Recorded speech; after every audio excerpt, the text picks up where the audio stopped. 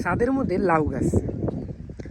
আমাদের ছাদের মধ্যে এই যে একটা লাউ গাছ দেখতে পাচ্ছেন, এই লাউ গাছটা মূলত আমরা মাটি থেকে ছাদের মধ্যে তুলিয়ে দিয়েছি। আজ প্রায় 2 মাস হচ্ছে, আমরা 1 মাস ধরে লাউ খাচ্ছি। এখনও হিউজ পরিমাণ লাউ, মূলত এটা এক ধরনের 12 মাসি লাউ হবে। এই দেখেন কত বড় বড়। এই যে এই লাউগুলোই আমরা এখন খাচ্ছি, বিক্রি করতেছি। এবং এই লাউগুলোর যে স্বাদ এবং এত কচি বলার বাহিরে। হ্যাঁ, কালকে এখান থেকে আমরা 3টা লাউ, এই যে এইরকম 3টা লাউ আমরা তুলে বিক্রি করেছি। এক একটা লাউ পাইকারি মূল্যে 25 টাকা করে। হ্যাঁ, এরপর তো আমরা খাচ্ছি, এলাকার মানুষজন এসে লাউ নিয়ে যাচ্ছে আমাদের কাছ থেকে 30 টাকা 25 টাকা করে আমরা বিক্রি করতেছি। হ্যাঁ, এটা কিন্তু লাউয়ের সিজন না, তারপরেও কিন্তু আমাদের এই গাছটাতে প্রচুর লাউ ধরেছে।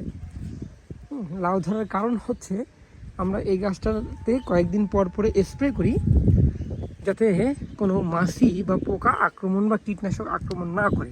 এই দেখেন এখানে এক জায়গায় 3টা লাউ ধরেছে। এই লাউগুলো কিন্তু 4-5 দিনের মধ্যে ওখানে যে বড় একটা লাউ দেখেছেন ওইটার মতো বড় হয়ে যায়, মানে খাওয়ার উপযোগী হয়ে যায়।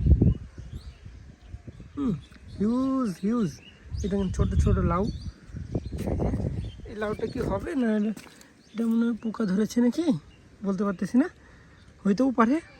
এই যে এখানে যে পাতাগুলো হলুদ দেখতেছেন, এগুলো এক ধরনের সাদা মাছি আক্রমণ করে। আমরা কয়েকদিন পর পর এখানে স্প্রে করি। স্প্রে করার কারণে আমাদের এটা লাউয়ের সিজন না হওয়া সত্ত্বেও আমরা হিউজ পরিমাণ লাউ খাচ্ছি, বিক্রি করতেছি আলহামদুলিল্লাহ।